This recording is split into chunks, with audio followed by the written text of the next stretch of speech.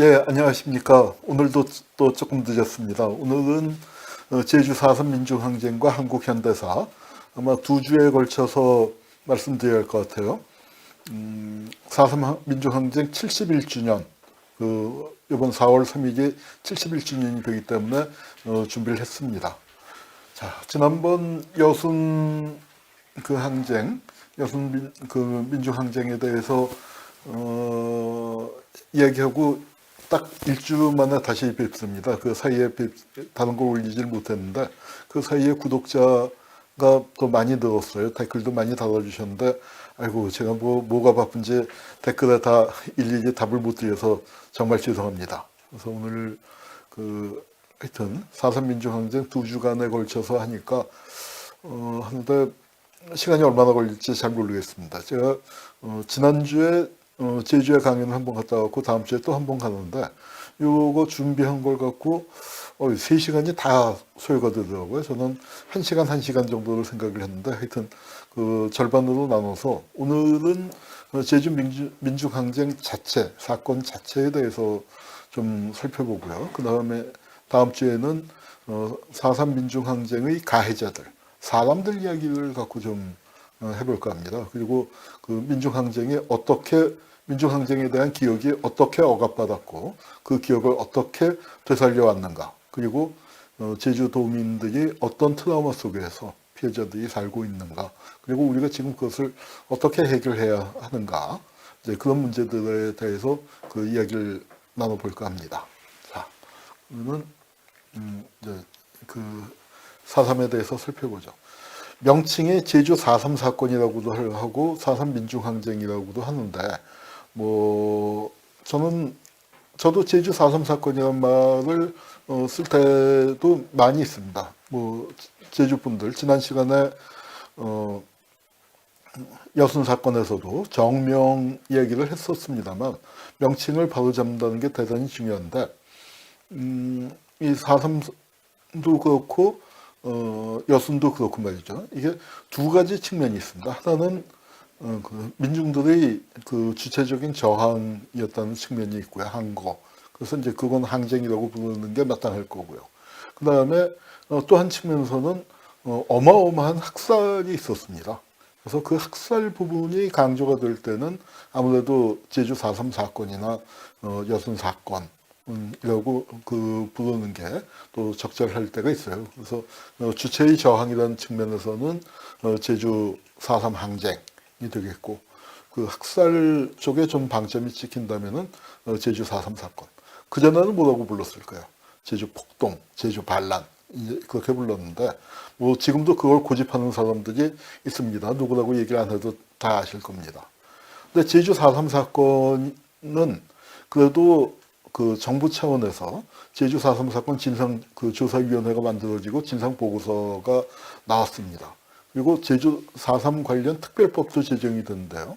그 특별법이나 이 진상조사위원회의 보고서에서 4.3 사건을 어떻게 규정하냐면 4.3은 48년 4월 3일에 일어났지만 47년 3월 1일 약 우리가 흔히 4.3이라고 얘기하는 거에 4월 3일의 1년 한 달 전이었던 47년 3월 2일을 기점으로 잡고 있습니다.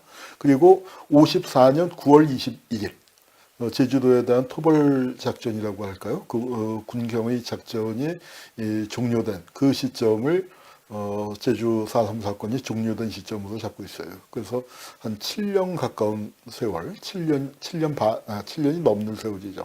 7년이 넘는 세월 동안에 제주라는 우리 남쪽 끝에서 일어난 남쪽 끝에 있는 섬에서 일어난 사건을 말합니다. 어마어마하게 많은 사람들이 죽은 사건이죠. 제주도를 아마 항공사진이라기보다는 위성사진이겠죠. 항공사진으로는 각도가 안 나올 테고 위성사진으로 찍었습니다. 참 아름다운 섬인데 저희가 완전히 피를 물들었었죠.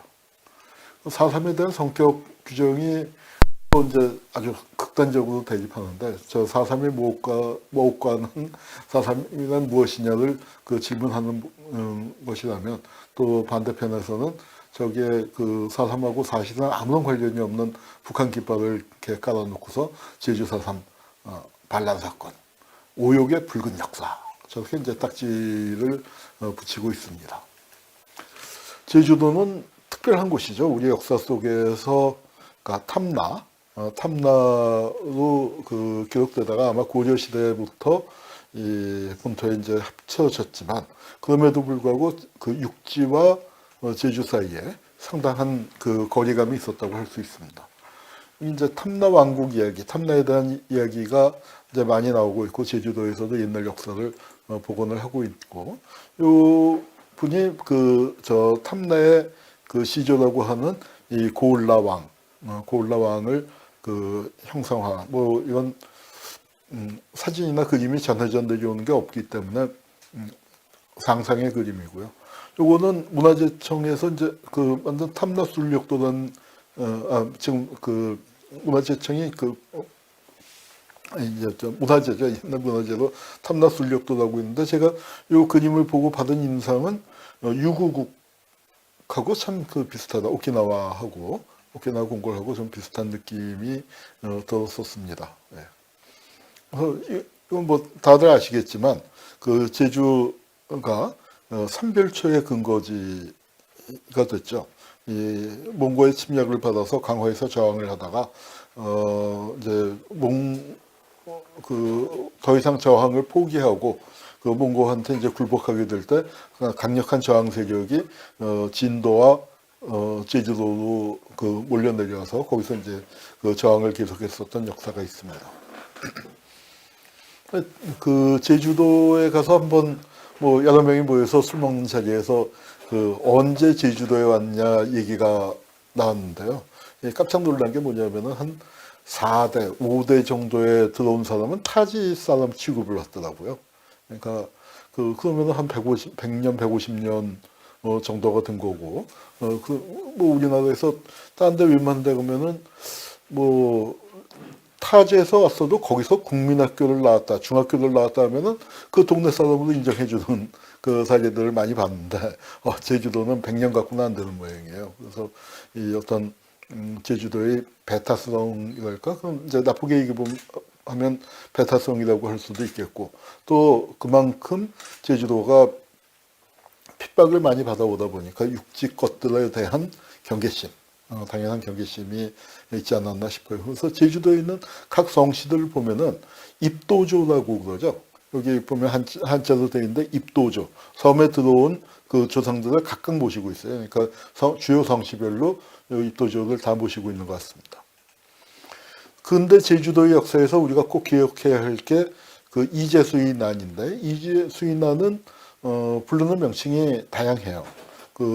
이 봉기의 주도자였던 이재수의 이름을 따서 이재수난이라고도 하고, 이게 일어난 게 1901년이거든요. 그래서 신축년이라서 신축밀난이라고도 하기도 하고, 제주도 쪽에서는 제주교난이라는 표현을 또 많이 씁니다. 교란 건 뭐냐면은 천주교가 개입을 한 거죠. 그래서 우리가 우리 역사에서 보면 천주교가 박해를 많이 받았었잖아요. 병인 그 박해를 비롯해 여러 명, 그 수천 명이 죽는 박해를 받았는데, 이제 그건 19세기의 일이고, 이제 19세기 후반기부터 서양 세력이 물밀듯이 들어오면서 이 천주교가 서양 세력을 등에 업고 상당히 그 세력을 떨치게 되는 거죠. 그래서 아마 그 천주교가 그 몇십 년, 한 20, 30년 전만 해도 박해받고 수천 명이 죽어나가던 것이었다가, 이제는 천주교에 들어가고 성당에 나가고 하면은 아무도 못 건드리는. 그래서 제주도에서는 이제 마침 그 천주교에 의탁을 해갖고 행패를 부리는 사람이 많아지게 되니까 제주도민들이 그걸 견디지 못해서 난을 일으켜서 천주교도를 공격한 사건이 그 이재수난입니다. 여기에 대해서는 그 천주교 측에서도 지금은 그때 그 교인들 중에 굉장히 그 잘못한 난폭한 일을 많이 한 바가 있었다 하는 것을 반성하기도 하고요. 이 영화는 이정재의 시문화가 나왔으니까 당대 톱스타들이 나왔는데 흥행은 참패했습니다. 영화가 그렇게 썩 재미있는 영화는 있는데 굉장히 역사적으로 의미가 있는 사건입니다. 그런데 그 당시에 이건 이제 프랑스 해군이 와서 찍은 건데 프랑스 해군이 제주도에 가봤더니 시신이 이렇게 널려 있더라 이거예요. 이게 근데 참 끔찍한 사진인데 보통 전쟁을 치르면 이 시신들을 수습을 합니다. 그 수습을 하는 이유는 그냥 놔두면은 냄새에 역병에 뭐 아주 그 산짐승 들짐승들이 그 인육을 먹으면은 또 미친다는 그 속설이 있죠. 그래서 이제 그런 것 때문에 그리고 이제 그 당시에는 또 샤머니즘이 상당히 셌으니까 저렇게 놔두면은 원기가 돼서 돌아다닌다 해서 전쟁 끝나면은 뭐 아군이고 적군이고 가릴 것 없이 시신을 수습하는 게 맞는데 여기서는 수습을 안 하고 그냥 저렇게 놔뒀었던 것 같아요. 그래서 저는 이재순환을 처음 그 공부하게 된 게 오히려 이 현기영 선생의 소설을 통해서 변방에 우짖는 새라는 소설을 군대에 있을 때 읽었습니다. 참 재미있게 흥미있게 읽었는데 그 소설의 주인공은 여기 밑에 상당히 그 어떤 사진을 쓸까 하다가 아주 하이칼라 사진을 썼는데 누구냐면 대종교를 창시한 나철 선생입니다. 그 당시에는 나인영이라는 이름을 갖고 나인영은 원래 소론 쪽인데 뜻한 바 있어서 노론계의 그 대신이었던 김윤식이 귀향을 올 때 거기 따라와서 김윤식 밑에서 공부를 했는데 그러면서 이제 이 제주 그에서 벌어졌던 신축 교환, 제주 교난을 생생하게 겪고 그 다음에 서울로 올라가서 그 김윤식이 귀향 풀릴 때 같이 올라왔는데 그 다음에 이렇게 이제 저 머리를 깎고 그 양장을 하고 그래서 민족주의자가 돼서 이분이 종교 지도자였지만 또 굉장히 세게 활동을 한 게 을사오적을 암살하려고 하다가 그러다가 이제 그게 또 여의치 않으니까 대종교를 창시하게 되는 그 파란만장한 역할을 하는데 그 과정에서 제주도에서의 어떤 특별한 경험도 중요하게 작용하지 않았나 그런 생각이 들었습니다. 제주도의 역사에서 또 빼놓을 수 없는 게 이 해녀들의 투쟁이죠. 해녀들의 항일운동. 제주도가 아주 그 항일운동도 굉장히 셌던 곳입니다. 그래서 이런 그 투쟁의 전통이 있고. 근데 또 한편에서는 뭐가 있냐면은 이 일본군이요. 제주도에다 군사기지를 어마어마하게 많이 만들었습니다. 병력도 많이 가져오고요. 그래서 여기가 이제 그 제주도가 군사적으로 볼 때 동아시아에서의 아주 유충지이기 때문에 이 제주도 전체를 군사기지화했어요. 그래서 원래 동굴도 많았지만 인공 동굴을 굉장히 많이 뚫었습니다. 일본군도 많이 주둔하고 그래서 이제 그런 그 일본군이 만들어 놓은 이 군사기지들, 동굴들 그리고 또 여기저기 터져 있었던 자연 동굴들이 제주 4.3 항쟁에서 어떤 일종의 근거지가 됐다고나 할까요? 그리고 이게 굉장히 밀집된 게 군사화된 경험이 이 제주 4.3을 좀 에스컬레이트 했는데 일정하게 작용했다고 볼 수 있습니다. 그것이 이제 여러 그 군사기지가 있고요. 이 중에 이제 그 하나를 잘 개발해서 제주 평화박물관이 만들어져 있습니다. 이제 저희도 평화박물관을 하고 있습니다만 조금 약간 결은 좀 다른데 그쪽은 조금 상업적인 그 시설인데 그럼에도 불구하고 거기 현지에 가면은 제주도에서 일본군의 어떤 그 군사기지를 체험할 수 있는 중요한 공간입니다. 이것이 이제 일본군 제58군의 배치 개념도.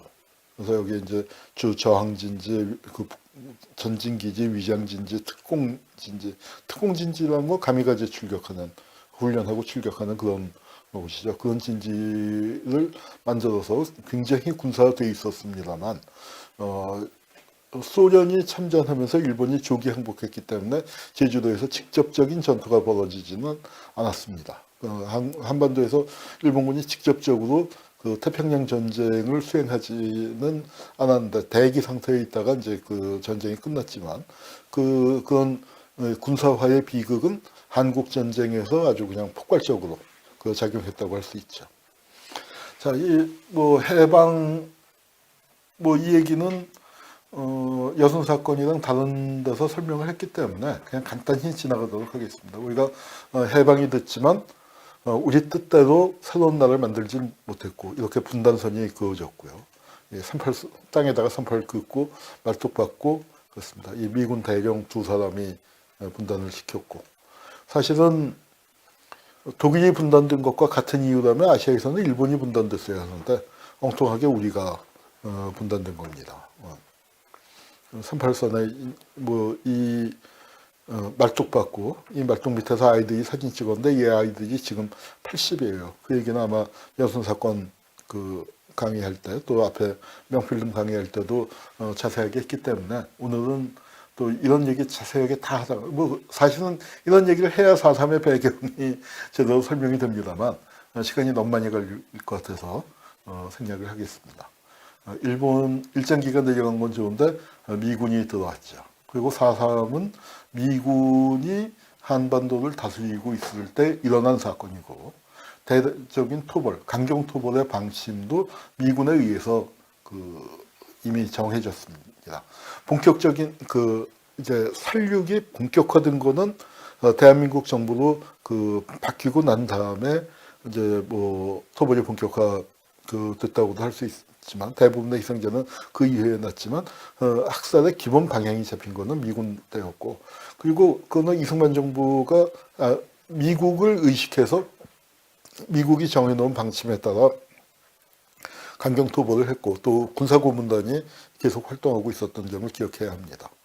이것도 설명을 했었는데 우리가 어떤 나라를 바랐는가 그 점에서 아마 이 사회주의나 공산주의적인 그 세상 그것을 만들어 가기를 바랐었는데 미국은 그거 용납할 수가 없었죠. 그래서 우리가 자생적으로 인민위원회들이 많이 만들어졌는데 그 인민위원회를 파괴하는 과정들을 쭉 겪었습니다. 바로 브루스 커밍스가 한국전쟁의 기원이라고 한 게 바로 그 얘기죠. 우리 자체적인 우리 민족의 나아갈 길을 만들려고 자생적인 준비를 한 게 건국준비위원회와 인민위원회였는데 미 군정이 들어서 그걸 깨트리기 시작을 했다.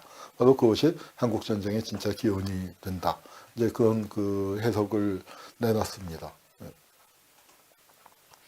근데 제주도에도 인민위원회가 많이 만들어졌었는데 그래도 제주도는 인민위원회가 육지에 비해서 좀 더 강력하게 오랫동안 남아있었던 곳이라고 할 수 있습니다. 여기서도 인민위원회 간판을 지키기 위해서 이제 투쟁하는 모습을 형상화했는데 이 그림은 강요배 화백 뒤에 아마 강요배 화백 작품집 동백꽃지다와 강화백의 뭐 사진 뒤에 소개가 될 겁니다.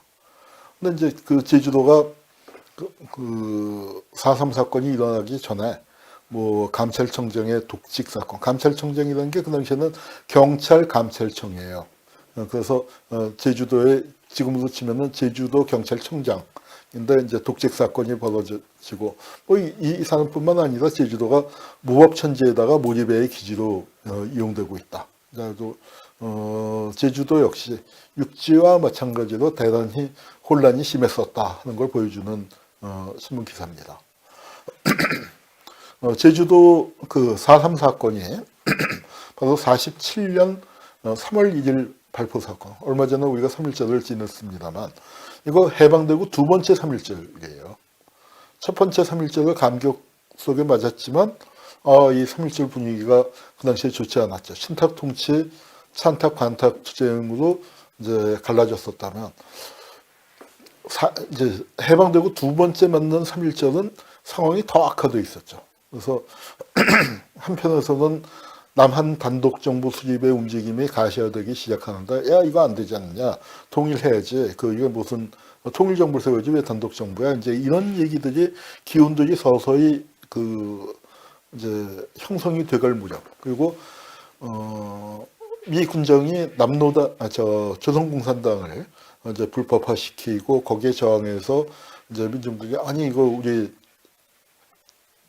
집회 결사의 자유가 있고 언론 출판의 자유가 이렇게 제약되면 안 되지 하고 불만이 노골화되던 그런 시점에서 3.1절 2주년을 맞았거든요.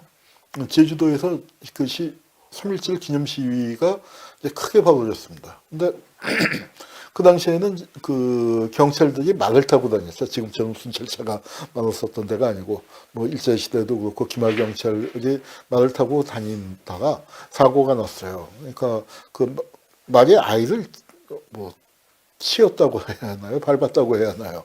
그래서 그 말의 아이가 치는 사건이 일어났는데, 그러면은 이거 정말 말을 세우고 내려서 아이를 다쳤나 살펴보고 병원으로 데려가야 하는데 경찰이 그냥 도망가 버렸어요. 경찰이 뺑소니를 친 거죠. 그랬더니 그 주변 사람들이 아우성을 치면서 이제 경찰을 그 가로막고 말을 가로막고 뭐 이제 이렇게 돌을 던지면서 달려들고 해서 좀 그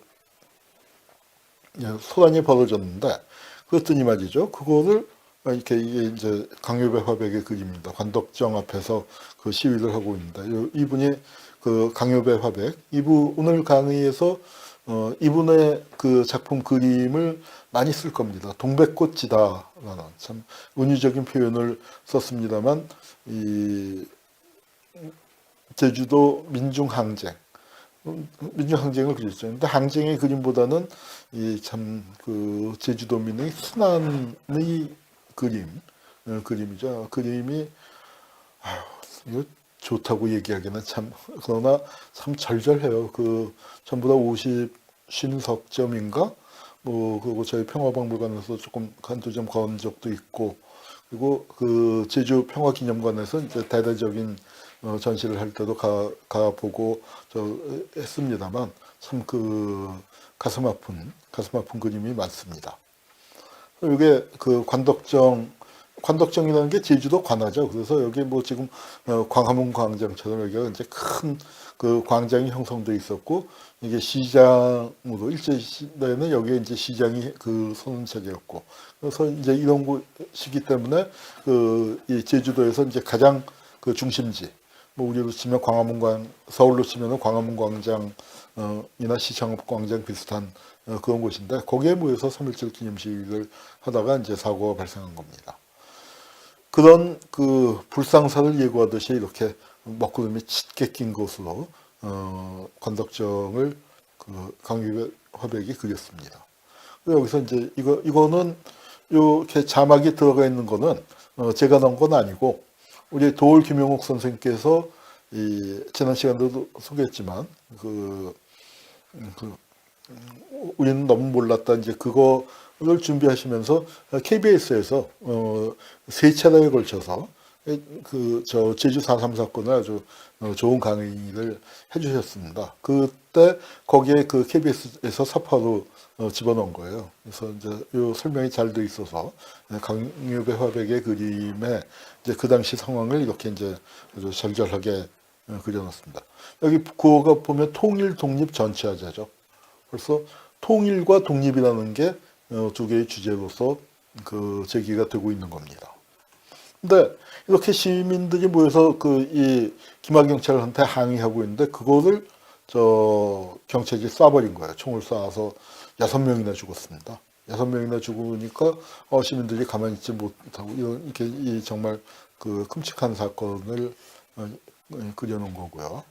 이렇게 어머니가 총에 맞아 쓰러졌는데 아이가 그 젖을 빨더라 하는 참 그 기막힌 이야기가 전해지는데, 그걸 그림으로 그린 겁니다. 그랬더니 제주도민들이 파업을 했어요. 발포경관을 처단하라고. 그래서 관민일치로 지구전을 계속했다. 이게 뭐 3월 13일이니까 3.1절 시위가 있고, 그러니까 열흘이 넘도록 이제 파업이 계속되고 있다는 그 얘기죠. 그래서 발포경관을 처단하라. 이게 이제 아이들 치는 사고가 났을 때 경찰이 제때 수습을 했었으면 이런 불상사는 일어나지 않는 거죠. 말선 내려서 뭐 사과하고 아이를 빨리 병원으로 옮기고 그랬으면 시민들이 뭐 돌 던지고 경관한테 항의했겠습니까? 그리고 또 항의한다고 거기다가 총을 쏴야 되는 그런 폭거가 어디 있습니까? 그래서 이 파업이 어느 정도였냐? 제주도 전체 직장인의 95%가 파업에 참가했더니, 이건 뭐냐면 공무원 빼놓고는 다 했다는 얘기죠. 공무원 빼놓고는. 그래서 이제 이렇게 그 제주도민들의 마음이 한 곳으로 모여져 있었기 때문에 4.3이 일어났을 때 그것이 어떤 제주도민들의 행동이 통일돼 있었고, 거기에 겁을 먹은 이승만 정권, 미 군정과 이승만 정권이 그렇게 가혹한 탄압을 한 게 아닌가 생각이 듭니다. 자, 이렇게 이제 파업이 계속되는 그 상황에서 미국이 한 게 뭐냐면은 제주도지사를 갈아요. 제주 민심이 흉흉해지고 하니까 제주도지사도 유해진이라는 사람, 배우 유해진 씨랑 이름은 같습니다만 이렇게 생긴 사람입니다. 이렇게 생긴 사람을 임명했는데 이 사람이 제주도에 내려올 때 누구랑 같이 왔느냐? 바로 그 유명한 서북청년단과 같이 왔습니다.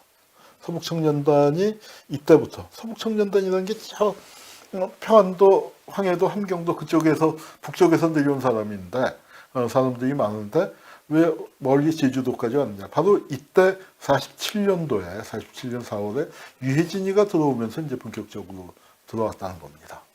그래서 그 제주도민 서북청년단이 들어오는 광경을 이렇게 보따리 싸들고 가방 들고 이렇게 흉악한 젊은이들이 들어오는 광경을 그렸는데요. 뭐 이렇게 들어온 사람들도 있지만 서북청년단의 상당수가 말이죠. 경찰로 들어옵니다. 그리고 조금 지난 다음에는 군인으로 들어오고요. 그래서 경찰과 군인으로도 들어왔다. 서북청년단이 경찰로서도 활동을 했고 나중에 군대에는 서청대대라는 게 만들어집니다. 서청대대, 그러니까 여기 진압군으로 들어온 이연대 산하에 서청대대가 만들어지니까 뭐 이게 꼭 이제 처음에 들어올 때 이렇게 민간 복장으로 많이 들어왔겠습니다만 그 사람들이 곧 경찰로도 들어오고 들어와서 또 경찰이 된 사람들도 많고 그렇습니다.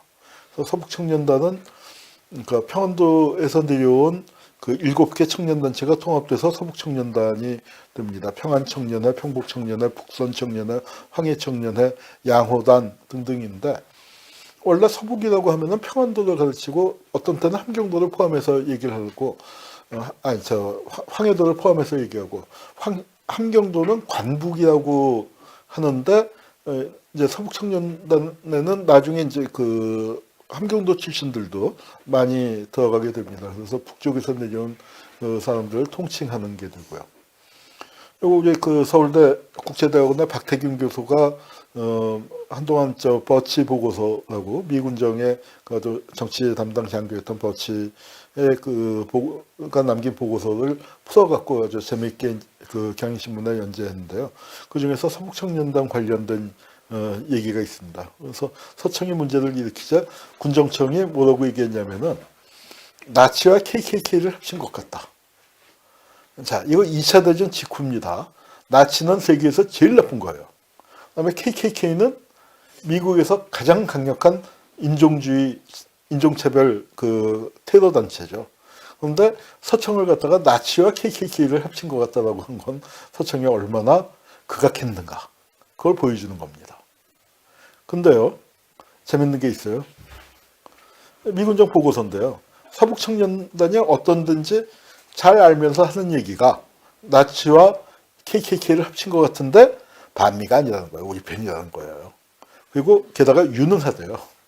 일 시키면 잘한대요. 그러니까 반대파를 압살하는데 나치나 KKK보다 더 잔혹하게 했다. 뭐 말로 표현할 수 없는 거죠. 이제 서북청년단을까지를 포함해서 그러니까 이게 미국이 그러니까 서북청년단을 잘 써먹으면서도 너무 세게 나가니까 조금 통제를 할 필요가 있다. 그래갖고 다른 이승만 정권과 함께 다른 청년단들을 합쳐서 대동청년단이니 여러 걸 합쳐서 대동청년단이라는 걸 만듭니다. 대동청년단을 만들었는데 서북청년단 사람들이 대동청년단에 다 들어와라. 이제 서북청년단 입장에서는 자기들 독재성이 약해진다고, 정체성이 약해지고 자기들 권한이 약해진다고 반발하는 사람이 많으니까 이제 저런 광고 낸 거죠. 자, 서북청년단이 어떤 짓을 했느냐? 이게 안두희예요. 백범암살 저격범 안두희인데 안두희의 경력이 그 당시에 소개되는데 여기 보십시오. 그러면은 안두희가 무식한 놈이 아니에요. 서북청년단이 깡패 집단이라서 그렇지 학력이 낮은 데는 결코 아닙니다. 당시에 동경명치대학 전문부를 중퇴했어요. 그리고 경력에 보면 서북청년회 종로구 지부 사무국장. 그러다가 종로구 지부 사무국장으로 끝난 게 아니고 그 여기 서북청년회 본부 총무부장. 그러니까 서북청년회의 핵심 간부예요. 최근에 서북청년단이 재건됐죠. 요 얘기는 다음 주에 하겠습니다만, 그때 그 재건위원장이라는 자가 이따위 얘기를 했어요. 서북청년단과 안두희 씨가 김구를 처단한 게, 안두희는 씨고 김구예요. 김구를 처단한 게 의거다. 참 기막힌 얘기입니다. 그건 이 백범 암살이라든가 이런데 이제 깊게 관계된 해방 직후에 나온 그 피로 물든 그 테러의 상당 부분을 담당했었던 게 서북청년단입니다. 자, 그래서 이제 하여튼 다시 제주로 가보면요. 제주에서는 이게 이제 47년 4월 2일이니까 유해진이가 아직 지사로 부임하기 전에, 그러니까 파업이 계속되고 있을 때 파업후에 제주도 답사 현지 보고라고 해서 이제 그 신문에, 경향신문에 두 차례 기사가 실렸는데, 도민은 우유와 향토에도 지내고 있다. 그리고 도민끼리는 참 좋다 이거예요. 근데 순경과의 사이에 얽힌, 새에 얽힌 미묘한 대조. 그러니까 도민끼리는 참 좋은데 순경하고는, 경찰하고는 안 좋다는 거고. 그 다음 회는 경관과 민중의 조화가 필요하다. 쌍방의 과민한 대치. 서로 너무 날카로워져 있는데 이걸 좀 바로 잡아야 하지 않는, 좀 완화시켜야 하지 않느냐 하는데 어떻게 됐습니까? 완화시키기는커녕 유해진이가 서청 데리고 와서 경찰에다 대거 투입하면서 오히려 관계가 더 악화되는 거죠. 그래서 1년 동안에 2,500명의 제주도민을 검거하다 보니까 유치장이 그냥 차고 넘치게 됐다 하는 거죠. 이런 분위기. 그래서 경찰에 대한 반감이 아주 극에 달한 분위기 속에서 4.3 항쟁이 이제 벌어지게 되는 겁니다. 4월 3일 새벽 2시에 각 오름마다, 제주도에서 이런 작은 분화구들을 오름이라고 그러죠. 제일 큰 게 이제 한라산 전체가 하나의 화산이라면 작은 화산들이 있는 거기서부터 이제 봉화가 피어오르기 시작을 해서 350명의 무장대가 제주도의 12개 지서와 또 경찰, 서북청년단 숙소, 독립축성 국민회, 대동청년단 등 그리고 우익단체 유인의 집을 공격하는 일이 벌어졌습니다. 그러니까 이 봉기의 뭐랄까요, 좀 경찰의 지속적인 탄압에 맞서서 거기에서 이제 이제 대규모 봉기를 한 건 제주도민들이 한 게 맞습니다. 그런데 이거는 보통 이제 제주도 반란이다, 제주도 폭동이다, 4.3 폭동이다 그렇게 주장하는 사람들은 남로당의 지령에 의해서 그렇게 됐다 하는데 남로당 지령이라는 근거는 전혀 없습니다. 그리고 그거는 이 봉기에서 주요한 역할을 했었던 제주도민들도 그러고 그 다음에 미 군정당국도 실질적으로 파악하기에 남로당 중앙이 개입한 거 아니다. 그래서 이거는 현지 조직이 자체 결정을 해서 봉기를 한 거죠. 그리고 이게 섬에서는 봉기를 하는 게 참 뭐랄까, 결과론이지만 무모한 봉기라는 비판을 받을 수밖에 없는 게, 저렇게 강경하게, 물론 주민들도 1년 동안 경찰한테 박해를 받다 못해서 이제 봉기를 일으켰지만 너무 과도하죠. 그럼 경찰이나 군경이 반격을 가해오면 섬에서는 피할 데가 없거든요. 한라산이 아무리 큰 산이라고 하지만, 깊은 산이라고 하지만 작은 섬 아닙니까, 제주도가. 그러니까 이게 우리 육지에서도 지리산 같이 넓은 지역을 확보하고 있어도 빨치산이 버티기가 어려운데, 더군다나 겨울에 아주 혹심한 추위에 버티기가 어려운데, 이거 제주도에서 대책이 참 안 나오는 얘기죠.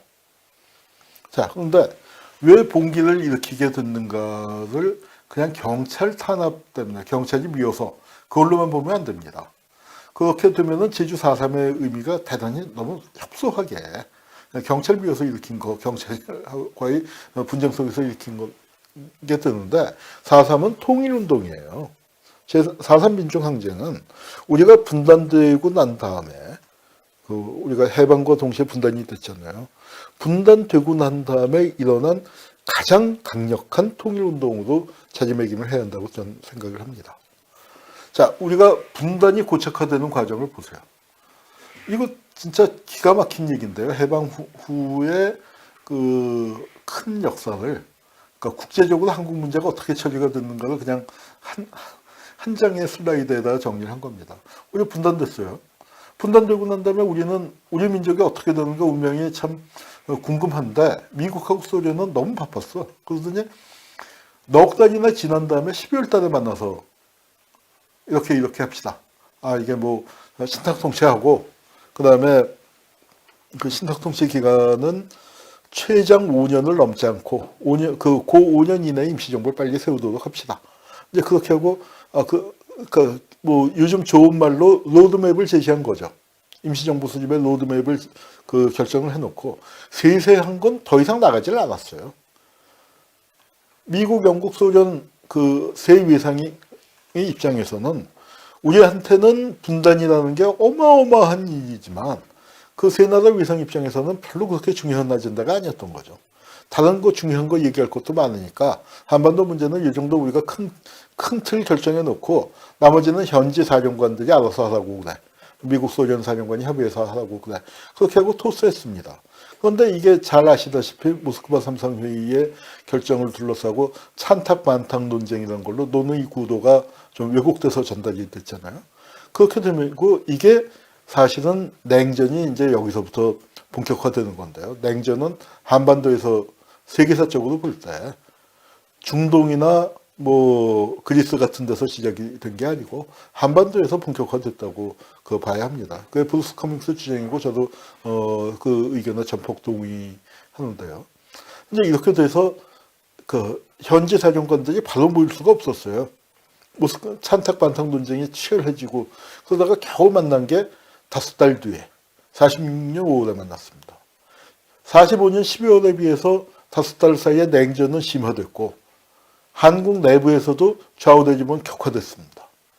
그러니까 12월 달에 만났으면 문제가 어떻게 조금 그 합의에 이르렀을지도 모르지만 5월 달에 되니까 합의가 안 되는 거예요. 그래서 모스크바 3상 회의가 결렬됐죠. 또 만나세요 하고 헤어졌는데 언제 만났습니까? 1년 뒤에 만나요. 1년 뒤에. 근데 1년 뒤에는 어때요? 그 사이에 분단의 원심력은 더 작용이 돼서 이승만이 벌써 46년 5월에 끝나자 미소공이 결렬되자마자 정오발언 일으키고 남 하나 단독 정부 세울래 하고 이제 한참 진행돼서 나갔으니까 47년 5월에 만나서 얘기가 잘 됐겠습니까? 냉전은 더 격화됐고 좌우대립은 더 심화됐지. 그러니까 미소공에서 그럼 뭐 몇 마디 하다가 잘 안 되니까 또 만나세요 하고 헤어졌어요. 그리고는 다시 안 만납니다. 그리고 그냥 한국 문제를 유엔으로 던져버려요. 유엔에서는 임시위원단 만들어서 저쩌고 하다가 임시위원단 북에 들어가려고 했더니 당연히 그 소련 측에서 거부했죠. 그렇게 된 상태에서 왜냐하면 인구 비례 총선거를 하자고 하는데 우리가 뭐 선거를 오래 해봤었던 것도 아니고 그 조선시대 대한제국 때 선거 없었잖아요. 일제 때 뭐 선거 나온 게 형식적으로 조금 뭐 하긴 했지만 그거 뭐 있으나 마나 했던 거고.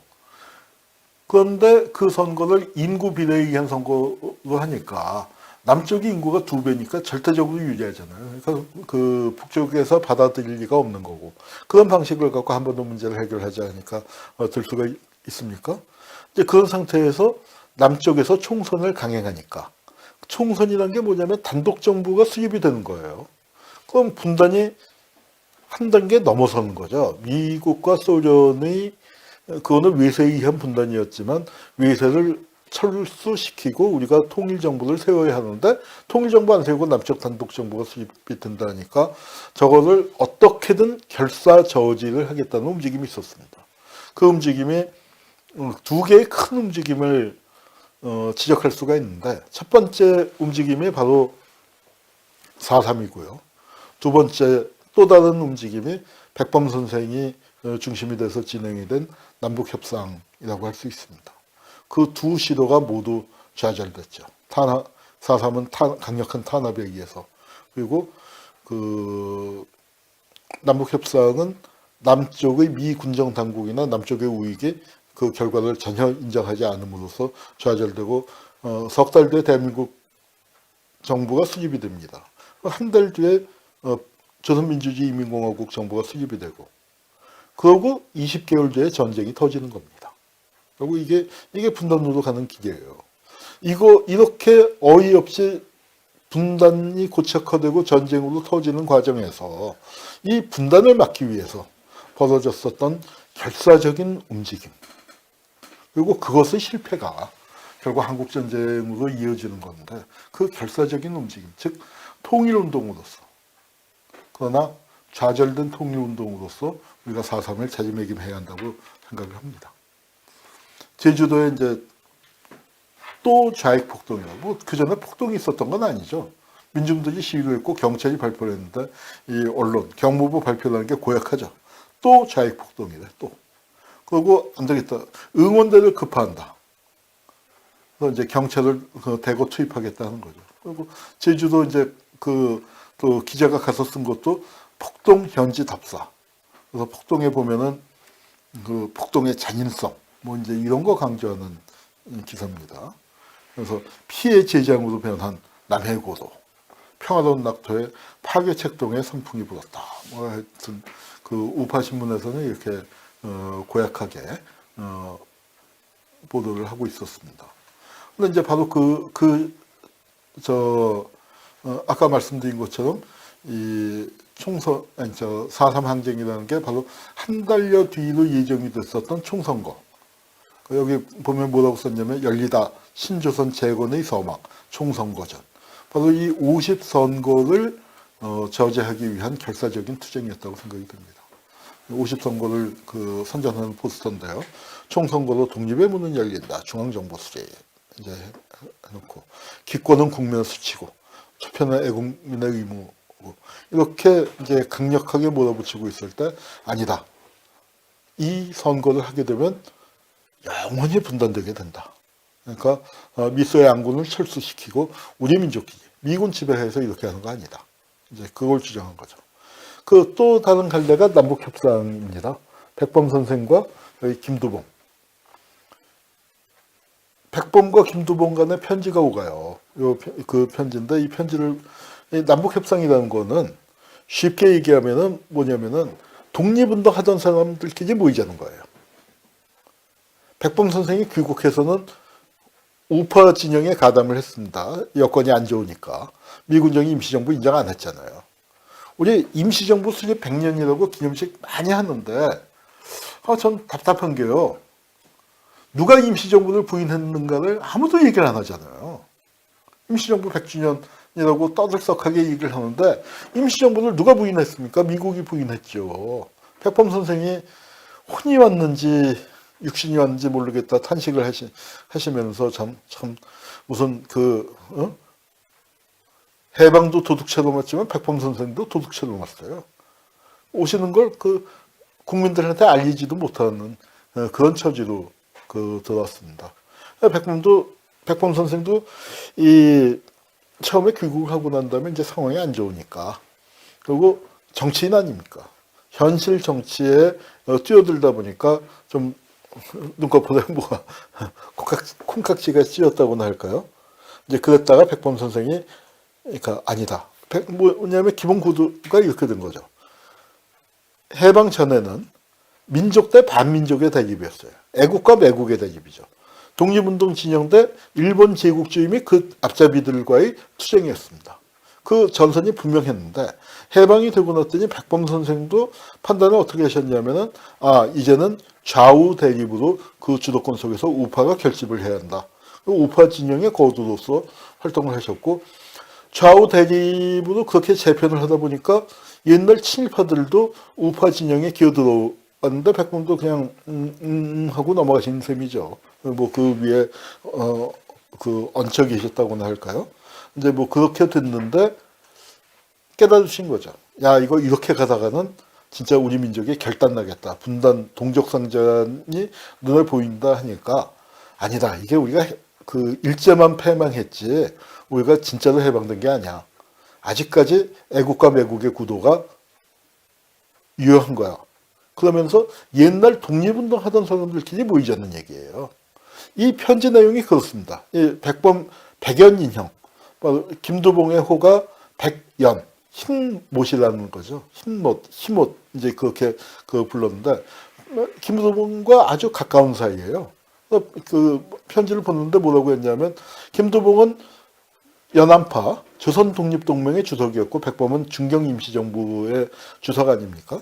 근데 그 시절에 이 두 분한테 같이 제자가 되는 김학무라는 청년이 있었어요. 조선독립동맹의 핵심, 조선의용군의 핵심이었는데 김학무를 통해서 서로 편지를 주고받은 적이 있는데 그 사연을 얘기를 하는 겁니다. 그러면서 우리가 그때 연안에 있을 때 합작을 일본이 빨리 항복하는 바람에 우리가 합작을 이루지 못했다.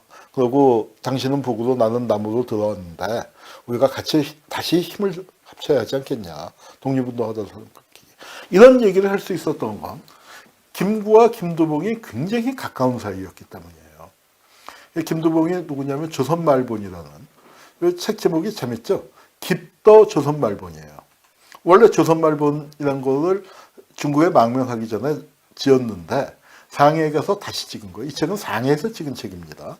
깊더라는 게 뭐냐? 우리말로 증보판인데 나도 깊더가 뭔지 몰랐어요. 그래서 물어봤더니 깊고 더했다.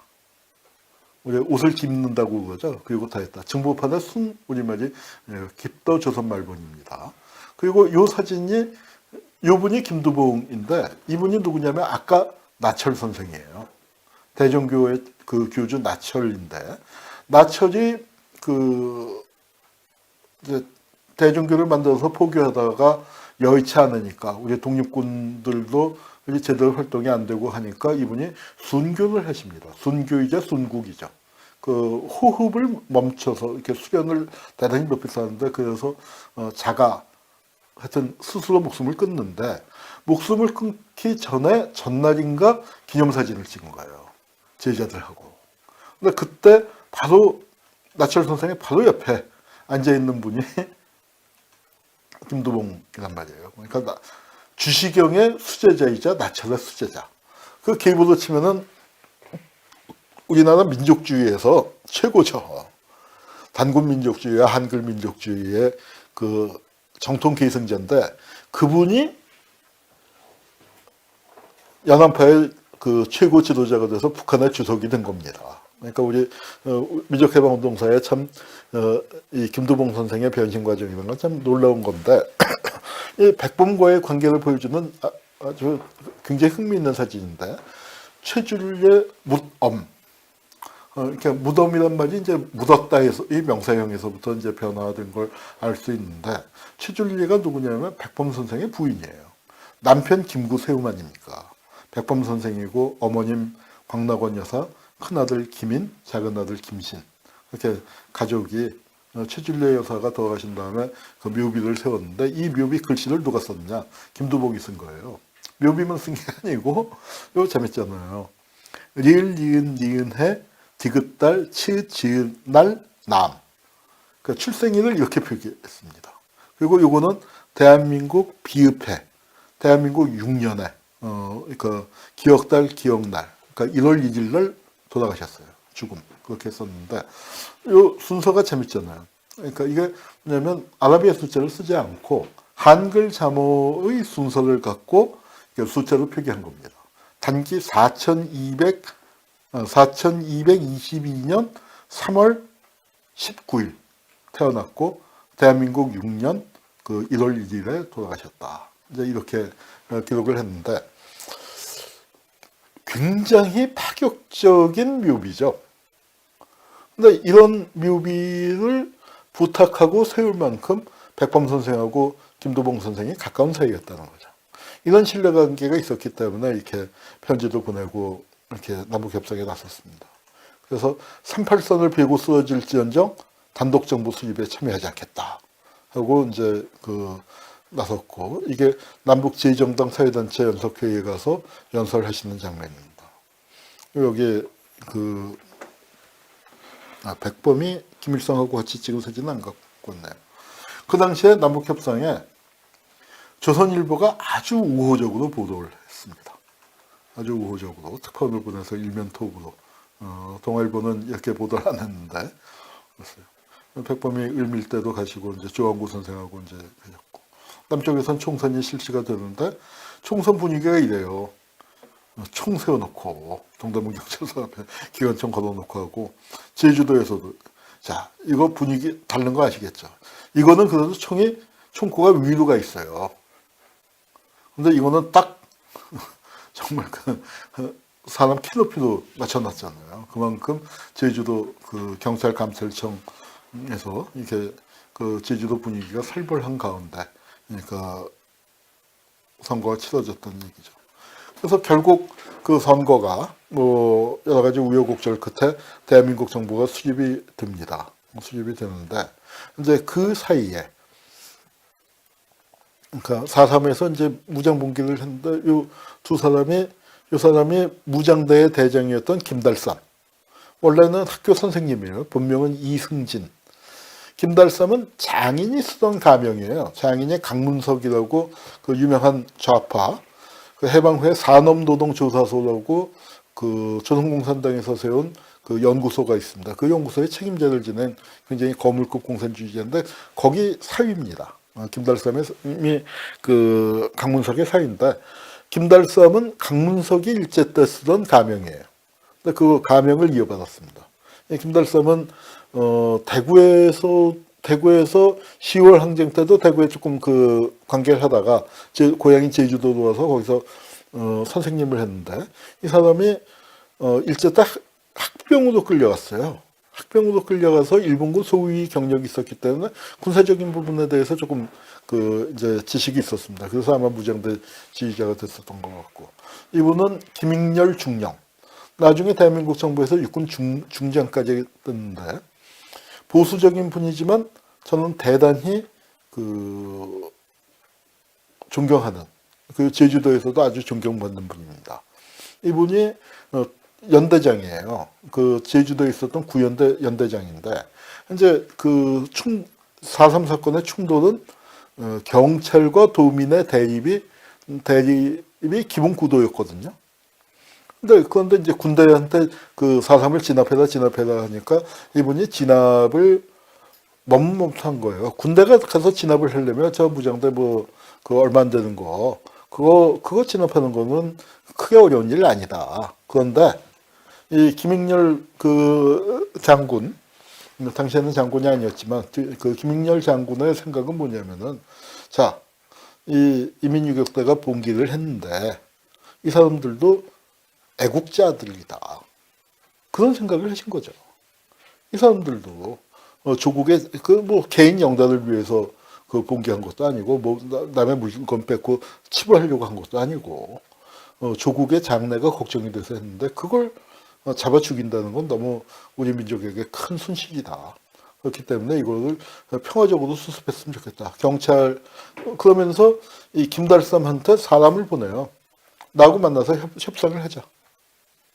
그래서 그 토벌대 대장하고 김달삼이 만납니다. 여기 구옥국민학교라는 데서 4월 28일 날. 그러니까 봉기가 시작되고서 25일쯤 지났는데 이미 봉기는 실패했다는 거는 100일 하에 드러났고 봉기군은 이제 어쩔 줄을 몰라 하고 있고 군대가 토벌이 개시되면은 다 전멸할 만한 그런 상황에서 그 협상을 제기합니다. 자, 그러면서 하루빨리 귀순해서 게임 끝난 거 아니냐. 너 봉기 실패한 거 명확하지 않냐. 빨리 귀순해라. 그래서 민족의 자주 독립과 조국 통일을 위해서 우리 함께 노력하자. 그랬더니 자, 연대장 자격으로 합의사항을 준수하고 우리 신변을 보장해 줄 수 있겠는가. 우리가 어떻게 믿어. 귀순하면 살려준다. 이 협상은 이제 이렇게 된 거예요. 내가 최대한 여기 지금 그 김익렬이 연대장이었으니까 제주도에서는 군인으로서 제일 높았거든요. 그리고 이제 토벌이 본격화되니까 토벌대 사령관의 발언권이 세죠. 그래도 이제 김달삼 입장에서는 네 위에 그런데 서울에 있는 미 군정도 있고 또 그 군대도 있는데 네 말 어떻게 믿냐? 그랬더니 내가 최대한 내 권한으로 할 수 있는 건 약속을 하고 그다음에 못 믿겠으면은 우리 처자를 맡기마. 아주 대범하게 그렇게 얘기했어요. 그러고서 귀순하는 사람은 그러니까 투항하는 사람들 산에 올라갔다 내려오는 사람은 내가 책임지고 살려준다. 죽이지 않겠다. 그런데 당신은 내가 어떻게 할 책임 못 져. 그러니까 당신은 빠져나가. 배를 제공할 테니까 빠져나가. 그렇게 됐어요. 그래서 나중에 이제 이 김달삼은 진짜로 빠져나갑니다. 그래서 이게 김달삼이 배 타고 도망가서 빠져나가서 해주에 도착해서 최고인민회의 대의원으로 됐을 때 사진이에요. 그래서 김달삼은 뭐 제주도에서 빠져나갔다, 배신했다, 뭐 도주했다 그런 이제 비판도 받는데 이 사람이 나중에 빨치산으로 내려와요. 빨치산으로 내려와서 그 강원도에서 정선쯤에서 그 이제 그 하여튼 토벌대한테 이제 결국 희생이 됐는데 그쪽에 가면은 그 골짜기 이름이 김달삼 모가지 잘린 골. 그러니까 좀 지명이 이제 좀 그 희한한데 그런 그 지명이 있습니다. 그래서 결국 이제 김달삼도 희생이 됐습니다만, 그러니까 그러니까 자 평화협정을 맺었는데 이제 김익렬 입장에서는 김달삼이 하산하라고 권해야 선사람들이 얘기를 들을 거 아닙니까? 발치산 대장이니까. 그래서 이제 김달삼한테 그런 걸 책임지고 하산하게 하셔. 그래서 김달삼도 줬어. 그렇게 했던 거예요. 그래서 막 이제 72시간 내에 전투를 중지하고, 그러니까 명령이 하달되려면, 유격대가 분선대에 흩어지니까 내가 그 명령을 하급 부대에 전달하는데 72시간이 걸린다. 그랬더니 알았다. 그 72시간 후에는 진짜로 중지하는 거다. 이제 이렇게 됐는데, 그걸 깨는 일이 벌어집니다. 오라기, 물거품된 평화협정. 오라기라는 게 지금 제주국제공항에서 제주 시내 쪽으로 들어가는데, 그러니까 오라기예요. 지금은 이제 번화한 로터리가 됐습니다만, 그때는 이제 이렇게 한적한 제주시 교외의 농촌이었죠. 여기서 이제 이런 사건이 터졌는데, 이거 뭘로 찍은 것 같으세요? 이거 항공사진이에요. 비행기 사진이에요. 자, 그런데 그때 제주도에 비행기 몇 대나 됐을까요? 그런데 빨치산이 나타나서 불지르고 도망갔다는 건데, 그때 비행기가 출동해서 이거 찍을 수 있는 시간적인 통신이나 뭐 그게 가능했을까요? 자, 이건 무슨 얘기냐면 대기하고 있었던 얘기예요. 대기하고. 그래서 이걸 그 항공에서 사진을 찍었고요. 그 다음에 이제 그 마을 사람들을 인터뷰하는 장면입니다. 근데 이게 재밌는 게요. 그러니까 그러니까 오라지가 지금 그러니까 이게 몇 년도인가? 90 몇 년인가? 94년이었나? 그 이제는 말할 수 있다. MBC가 이제는 말할 수 있다. 그 역사 다큐를 잘 만들었잖아요. 한 100회쯤 만들었는데 굉장히 기념비적인 작품이죠. 그 첫 번째 작품이 제주 4.3 사건이에요. 이제는 말할 수 있다. 그 첫 번째 작품이에요. 근데 그 만든 이제 그 PD가 이재훈 PD라고 저하고는 그 대학 동기인데, 그 이재훈 PD가 그걸 하면서 뭘 했냐면은 오라지에 가서 직접 취재를 했어요. 오라지에 갔더니 많이 개발되긴 했지만 거기 토백이들이 여전히 많이 살잖아요. 그래서 오라지 토백이들을 모아놓고 이 필름을 보여준 거예요. 이 필름을 보여주면서 이 사람은 누구예요? 했더니 아무도 몰라요. 오라지 토백이들이. 그 당시에 동네 몇 집 안 되잖아요. 몇 집 안 되는데 이 여자를 아무도 모르는 거예요. 저건 누구야? 그러니까 이게 무슨 얘기냐면은 이렇게 딱 그러니까 경찰 배우이랑 이 여자랑 다 그 준비해 놓고 증거를 남기기 위해서 그러니까 아주 그 조작됐다는 거죠. 그러니까 방화가 있었던 건 사실이에요. 그런데 불을 누가 질렀냐? 산 사람이 질른 게 아니에요. 대동 청년 단원들이 산에 들어간 사람 집에 불을 질른 거예요. 그래 놓고서 빨치산이 쳐들어와서 불을 질렀다. 이거는 평화협정 어긴 것이다. 평화협정을 무효화해야 한다. 하여튼 이제 그렇게 되고 미 군정 수뇌부가 날라옵니다. 그래서 이 사람이 그 조병옥이고 이 사람이 그 당시에 군대 총사령관이었던 통일부 사령관이었던 그 송호성 이분은 광복군 출신입니다. 그 김익렬이고 요게 유해진이에요. 이게 군정장관 딘이고 민정장관 그 안재홍. 그다음에 요게 김익렬 장군 그 뒤에 가진 사람이 최천이라고 당시 제주 경찰청장이죠. 그러면서 제주도에서 민간인 학살 그 시작되는데 그 한창 이 초반기의 경찰 학살의 책임자입니다.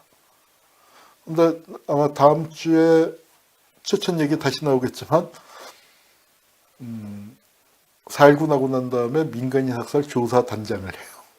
자기가 학살 책임자고. 그리고 여기서 이제 제주에 있다가 전남 경찰청장인가 부청장으로 가서 여순 학살 또 독하게 하고 그렇습니다. 근데 이제 그 당시에 이제 미 군정의 수뇌부가 다 온 거죠. 다 와갖고 제주도 문제를 어떻게 할 것이냐. 그러니까 오다지 방어 사건 직후에 온 겁니다. 그러니까 오다지 방어 사건이 5월 1일이잖아요. 그래서 이제 김익렬은 방어 사건이 일어났지만 계속해서 그 평화협상 유효하고 토벌하면 안 된다. 그럼 너무 희생이 크다. 시간을 갖고 이건 귀순시켜야 한다. 그리고 귀순 협상해보니까 가능하다. 그리고 지금 귀순하고 있다. 그렇게 계속 주장을 하는 거예요. 그런데 경찰 쪽에서는 오다지 사건을 갖고 이제 그 뒤엎어야 한다. 이게 깨진 거 아니냐. 근데 그때 보면 미 군정 보고서 보면은 경찰이 야만적이고 폭력적인 태도를 자행하고 있다. 알고 있어요. 그런데 반면에 제주도민의 70%가 좌익이나 동조자다. 그래서 어떻게 돼요? 이거 때려잡아야 한다 이거예요. 응원경찰과 군대를 대거 투입해서 제주도의 좌익 세력을 완전 소탕해야 한다. 즉 50선거 닷새 전이잖아요. 그래서 이거 본토에서도 에다가도 본때를 보여줘야 한다. 그 입장인 거예요. 그래서 이 조병옥이 뭐 이제 개인에 대해서는 다음 시간에 좀 더 자세히 설명하겠습니다만 조병옥이 이렇게 이제 강경 진압을 주장을 한 거죠. 그랬더니 김익렬 장군이 거기에 이제 반대를 한 게 오다지 사건에서 보듯이 경찰의 무리한 진압이 문제를 야기시킨다. 선무 정책을 폐한다. 선무 정책이라는 거 이렇게 선전하고 쓰다듬는다는 거죠. 그래서 군대 동원해서 토벌할 게 아니라 민심을 수습하고 자발적으로 귀순하게끔. 그래서 동족상잔을 하면 안 되지 않느냐. 근데 계속해서 진압을 거부했더니 뭐라고 그랬냐면 야, 이 빨갱이야. 그런 거예요. 경찰에 대한 중상모략이다. 너도 지령을 받는 적색군자임에 틀림없다. 그리고 김익렬 아버지를 거론하면서 나 제 아버지 아는데 아버지 빨갱이야. 저놈도 빨갱이야. 이렇게 나온 거예요. 그래서 둘이 미 군정장관 앞에서 진짜로 육탄전을 벌였습니다. 치고받고. 그렇게 치고받고 싸우고 난 다음에 어떻게 됐냐면 미 군정장관이 누구 손을 들어줬을까요? 조병옥 손을 들어줘서 김익렬을 해임시킵니다. 그래서 김익렬이 제주도를 떠나게 돼요. 그래서 제주도를 떠나서 어디로 갔느냐. 여순 사건 때 얘기했지만 여순 14연대 연대장이 된 거예요. 그래서 14연대 병사들이 제주도 사건을 잘 알게 된 거죠. 그렇게 되고 난 다음에 자 여기 보면은 응원경찰과 군대를 대거 투입하겠다고 했잖아요. 그러면서 이제 응원경찰이 들어온 거예요. 자 회오 반성이 없다. 즉 제주도 이 빨갱이들이 후회하지도 않고 반성도 안 했기 때문에 부득이 실력 행사를 해야 한다. 그래서 제주 폭동 진압에 경찰 정예부대를 파견한다. 그래서 정예부대로 온 사람이 누구냐면 최난수.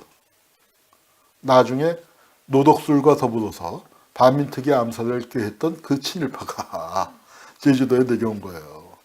제주 4.3 진상보고서에 보면은 제주도 사람으로 제주도 서귀포 경찰서장을 했던 양반의 증언입니다. 그랬더니 요건 제가 암살 음모인데, 요거 말고, 그 최난수 다음 시간에 얘기하겠지만, 너무 진짜 고문심하게 하고, 특히, 여성들에 대해서 못된 짓 많이 했다라고 아주, 제주도, 그러니까 같은 경찰이 치를 떨면서 얘기를 합니다. 그리고 이제 김익렬의 후임으로 박진경이라는 사람을 후임으로 보내요.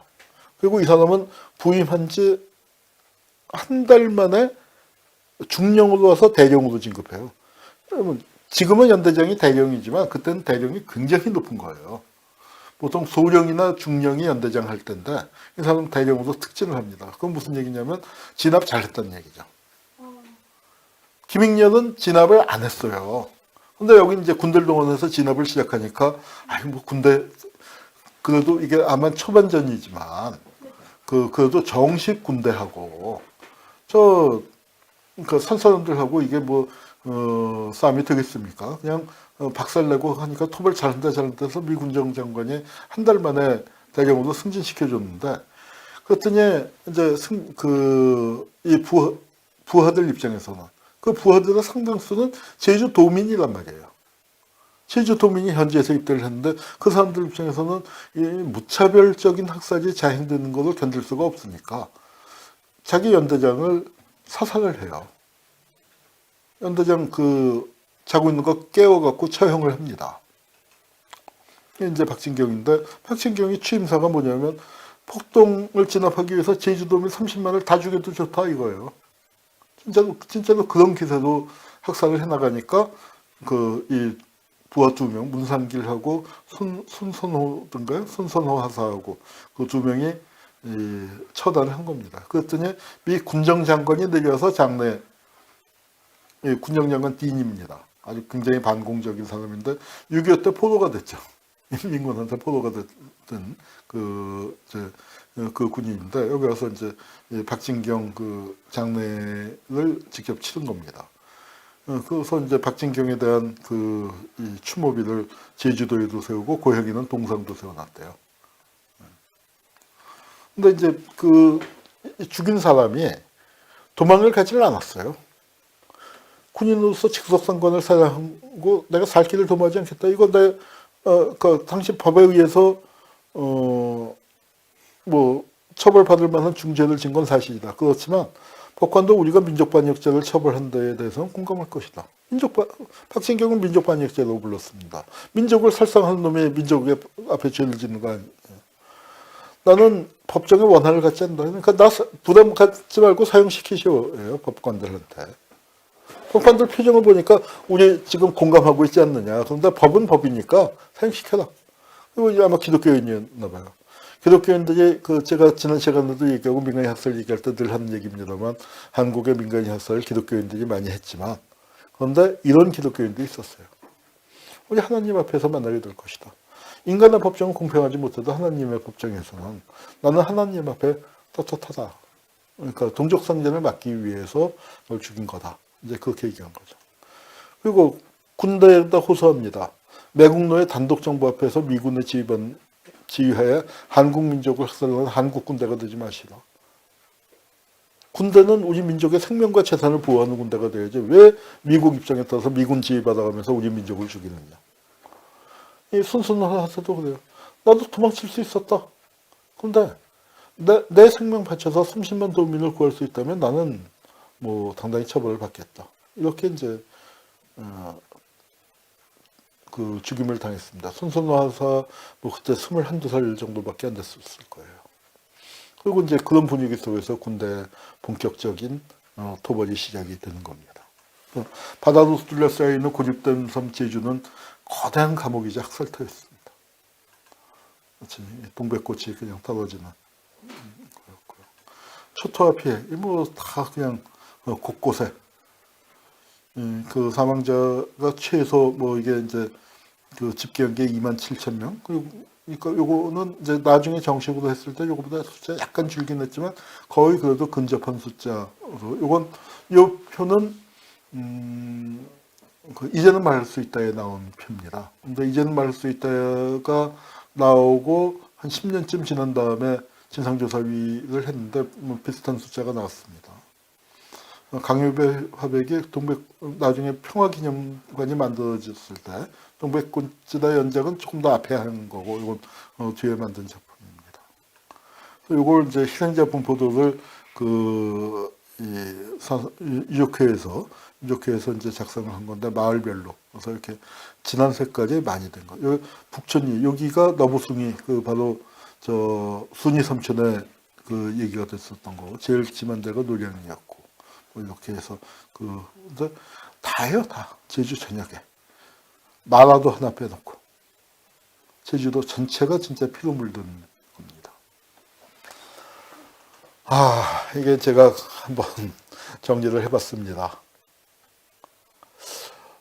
그러니까 4.3은 말한다라고 다음 시간에 이제 제가 4.3 진상규명이 어떻게 됐는가를 이제 좀 책들 그 앞에 놓고 말씀을 드리겠습니다만 상상을 초월해요. 인간이 어떻게 이럴 수가 있는가 싶어요. 홀로코스트하고 비교했을 때 홀로코스트가 깔끔해요. 사람 죽이는 걸 그렇게 표현하면 그렇지만 이건 진짜 살인이 장난이 되는 거예요. 차마 입에 담을 수 없는. 그러니까 왜 그 아들하고 아버지를 세워놓고서 서로 뺨 때리게 하는 거. 서로 그 어떻게 뺨을 때립니까? 이렇게 톡 치면 그렇게 때리는 게 아니란 말이야 하고 이제 세게 치기 시작하면 그 에스컬레이트 돼서 서로 정말 쓰러지도록. 그거는 또 양반이에요. 시아버지하고 며느리를 빨가벗겨갖고 서로 관계를 갖게. 그거 보면서 낄낄거리고. 이건 말할 수가 없었죠. 그리고 참 죽이는 방법이 가지가지인데 때려 죽이는 것도 타살, 구타할 때 구자죠. 주먹으로 쳐주는 게 우리 박살 낸다고 할 때 박살 한자가 두 개가 있어요.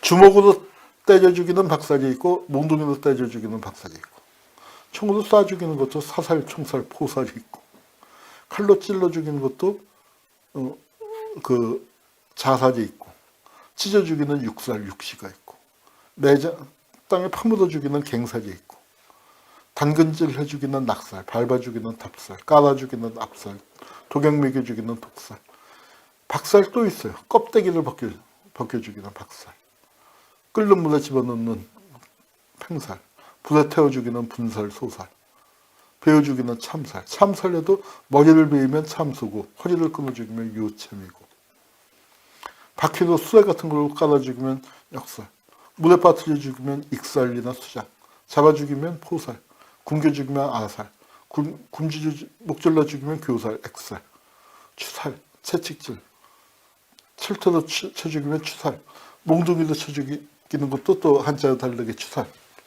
걷어차서 죽이면 축구할 때 축살, 높은 데서 던져 죽이면 척살, 곤장 때려 죽이면 장살, 폭탄 터뜨려 죽이면 폭살, 기둥에 묶고 창으로 찔러 죽이면 책살, 꿰어내서 죽이면 유살. 또 그 다음에 이거 기막힌 거죠.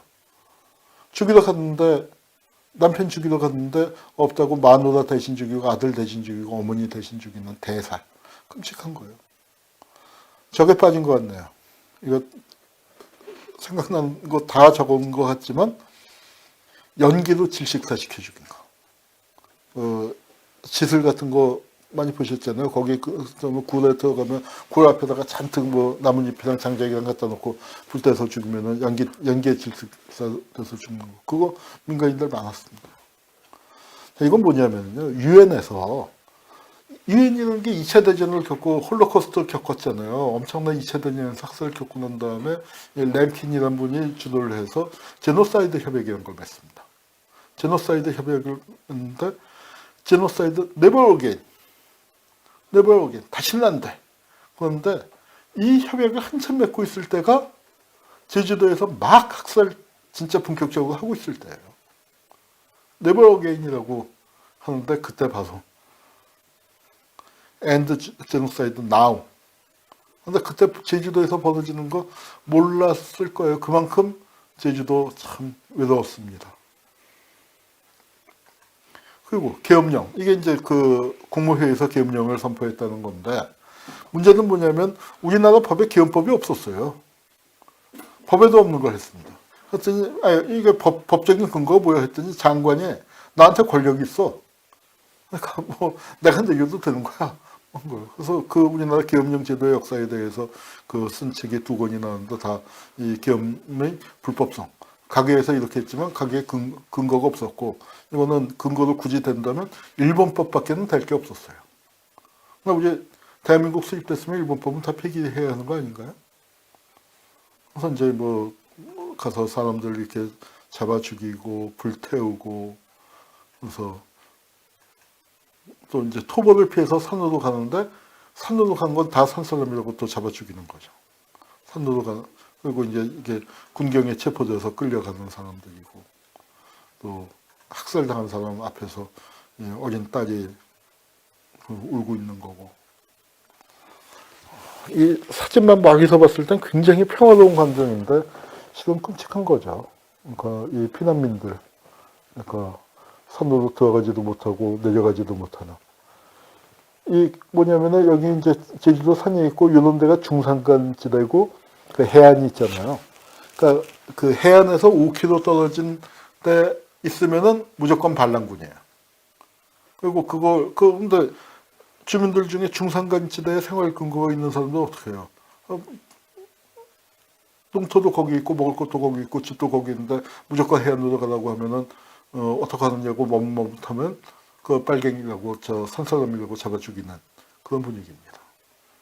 뭐 그러니까 좀 그 소개돼 갖고 이런 거 짓고 자기 집에서 못 살고 사는 거고 그 이제 아이들 이제 길거리에서 이제 죽어 있는 사람들이고 피난민들이죠.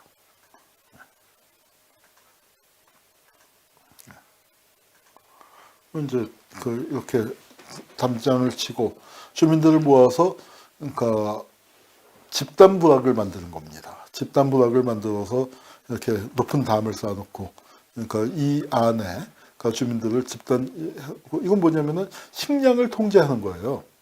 그러니까 비민분리라는 용어를 쓰는데 뭐냐면 그 마오쩌둥을 비롯하여 모든 빨치산 활동했던 사람들이 하는 얘기가 이 유격대원과 민중과의 관계를 물과 고기와의 관계라고 하는데 소개작전이라는 게 뭐냐면 초토화작전, 소개작전이라는 게 물을 빼는 거예요.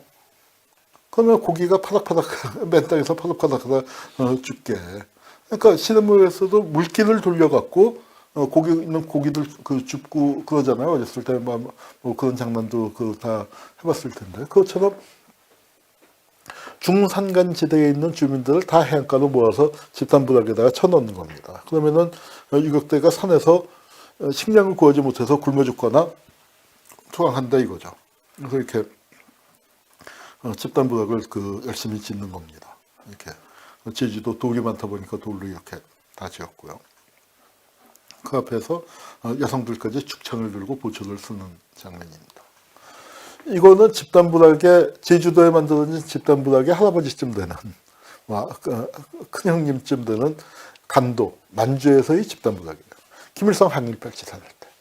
근데 김일성 항일발치산 토벌 때가 한국군의 수뇌부가 되잖아요.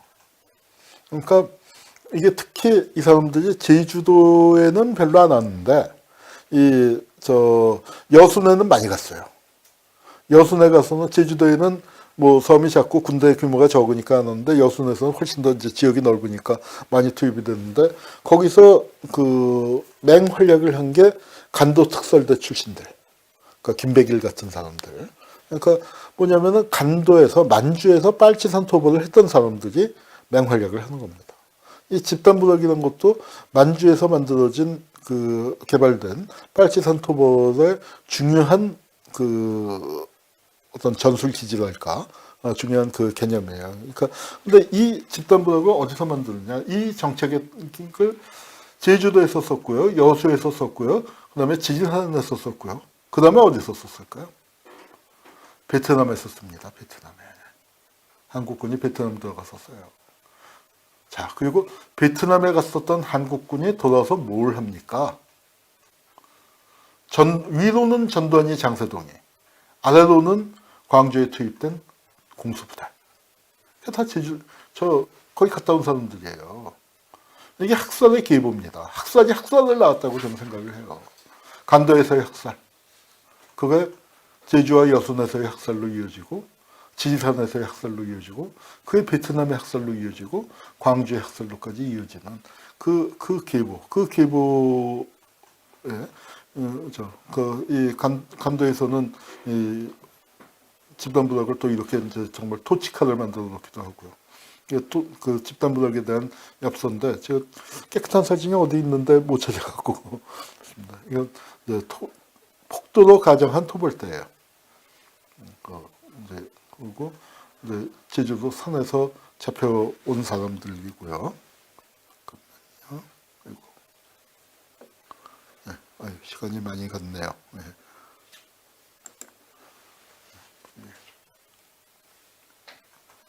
이 사람들도 이제 산에서 잡혀온 사람들. 네. 이덕구입니다. 그러니까 김달삼에 이어서 유격대의 총사령관을 맡은 사람인데 이 사람이 이제 이렇게 사살된 거예요. 그걸 이렇게 전시를 했습니다. 전 처음 이 사진 봤을 때 소름이 쫙 끼쳤는데 제주도의 예수님인가 보다 싶을 정도. 이 가슴에 이게 뭘까요? 숟가락이에요. 현기영 선생님 그 작품 중에 지상의 숟가락 하나라는 게 있잖아요. 그러니까 이제 그게 바로 여기서부터 비롯된 건데, 남부군에도 그런 얘기 나오죠. 빨치산은 신분증이에요. 숟가락이 없으면 빨치산 아니에요. 그래서 그런데 그거를 시신에다가 꽂아뒀다는 건 이제 일종의 조롱의 표시가 아니었을까. 이덕구의 시신을 전시하면서. 근데 이덕구도 선생님 출신입니다. 교사 출신이었어요. 이렇게 해놨는데 좀 아이들 불안에 떠는 표정들 그러고 있죠. 이거는 강유배 화백이 주민 시신의 뒤를 어떤 시점으로 잡아갖고 이 겁에 질린 주민들을 묘사한 작품입니다. 관덕정 여기에 이제 이승만이가 오는 거죠. 와서 딱 진압 잘했어 하고 하는 거. 유채꽃 핀 지금쯤 이제 유채꽃이 한창일 텐데 제주 4.3 유채꽃으로 많이 상징이 됩니다. 자 이제 영화 지슬이 있었죠. 지슬 얘기만 보고 오늘 강의는 마칠까 합니다. 그래서 이 지슬 오멸 감독이 만들었는데 이때 배포사에 우리 학교 성공회대학교 출신이 있어갖고 저한테 부탁을 해서 제가 관객과의 대화를 한 2번 진행한 적이 있어요. 그래서 그때 이제 그거 할 때 사상 공부도 또 저도 새롭게 다시 하고 했는데 참 지슬이라는 게 뭐냐면 감자를 의미하는데 뭐냐면 땅지자예요. 그리고 슬은 열매 실자. 그래서 땅에 맺힌 열매라고 해서 땅 속에 이제 감자가 열렸는데 이 장면 있죠. 이게 땅 속에 감자처럼 사람들이 그렇게 들어가 있는 겁니다. 이게 오멸 감독이고 그리고 문재인 대통령이 아마 시사회 같은 데 가셨었던 모양이에요. 이런 제주도에 굴이 많은데 다랑시 굴 사진인 것 같은데 이런 굴들이 뒤늦게 많이 발견이 됐어요. 이런 분들이 어떻게 죽었을까요? 바로 굴 입구에다가 나무대 굴 입구를 막고서 글로 이제 연기 들여보내서 그 안에서 질식사. 우리 불렸을 때 사람들 죽는 게 불에 타 죽는 사람은 거의 없고요. 거의 대부분 연기에 죽는 거거든요. 그 연기 만들어갖고 그렇게 해서 다 죽여버린. 네. 그리고 그렇게 됐었던 굴이 저가 수십 년 지난 다음에 저가 90 몇 년도에 발견됐나 하여튼 저런 게 몇 건이 아마 발견됐을 겁니다.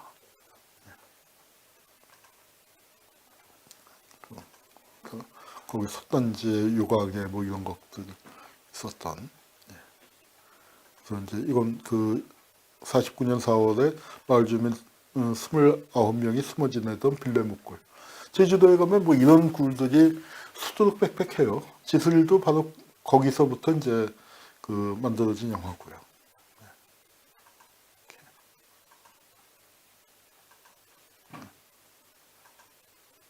굴 속을 들어가 보는 겁니다. 이렇게 돼서 제주도 이제 토벌이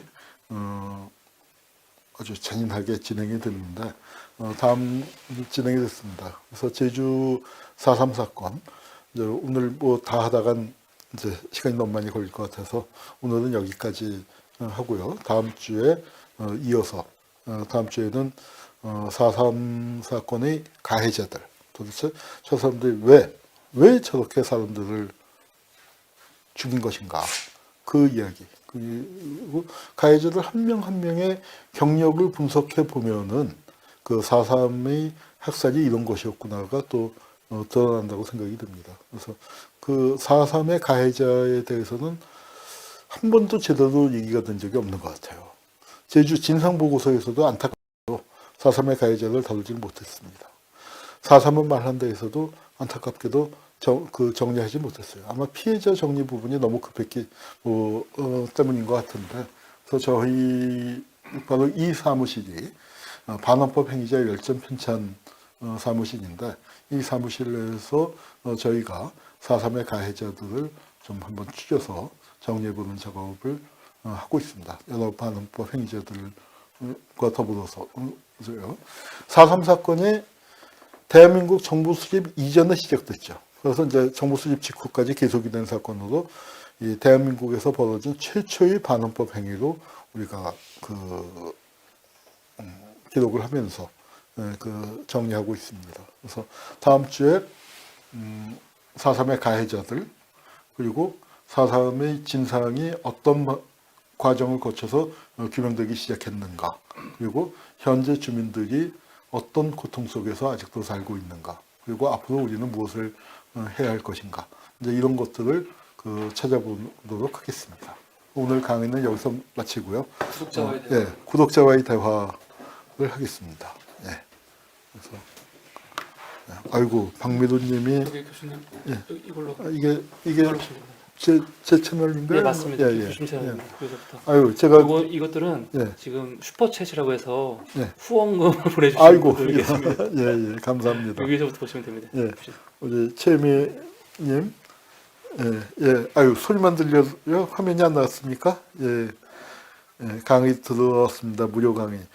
언제 시간이 되면, 저희가 시간을 조금 땡기고 그러면은 여기에 한 열댓 분, 20분 정도는 들어올 수도 있을 텐데, 시간을 맞춰서 하면 공개 강의 같은 것도 한번 좀 생각해보고, 또 아니면은 사람아인제에 가서 할 수도 있고, 그렇습니다.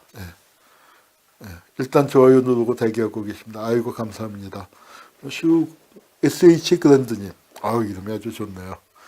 존경하신다고 했는데, 아유, 감사합니다. 삶의 의미를 던져주는 유튜버. 슬로우 라이프님, 저도 좀 천천히 살았으면 좋겠어요. 맨날 쫓기고 삽니다. 구독자 1만, 여러분들이 많이 10명씩 좀 모아주십시오. 10명씩 모아주시고요. 예. 박근혜 역사 왜곡 때부터 관심 엄청 가지고 있습니다. 윤경숙님, 아마 우리 평화박물관 우리 반헌법 행위자 열전 회원이신 것 같네요. 바다의 별님은 대학을 다시 다니는 기분. 예, 그렇습니다. 학교에서도 비슷하게 강의하고 있습니다. 예, 이호빈님, 이제야 제주 4.3이 중앙의 역사로 편입되는 것 같습니다. 선생님 고맙습니다 하셨는데, 아마도 제주 분이신 것 같네요. 다음 시간에 이제 설명드릴 텐데, 작년에 대한민국 역사박물관 뉴라이트가 만들었거든요. 사실은. 그런데 이제 촛불이 바로 그 앞에서 됐고, 지금은 이제 내용이 바뀌어가고 있습니다. 사회 관장에 저하고도 같이 공부했었던 이제 친한 선배인데, 주진호 관장님이 되신 다음에 제일 먼저 한 것 중에 하나가 4.3 이제 우리의 역사입니다 라는 제목으로 전시회를 크게 잘 했어요. 그래서 4.3이 이제 우리의 역사로 편입이 되고 있고, 남현숙님이 일본에서 보내주셨네요. 네, 맞습니다. 최초로. 아니, 미루님이 아닌가? 이호빈님 그래요? 예, 남현숙님 감사합니다. 일본에서 이제 보내주셨네요. 예, 저희가 잘 써서 우리 이 사무실에서 한 10명이 넘게 근무하고 있어요. 그분들 조사 활동비로 아주 요긴하게 쓰겠습니다.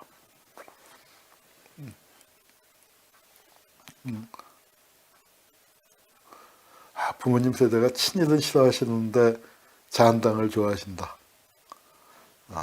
그렇죠. 그런 분들 더러 있습니다.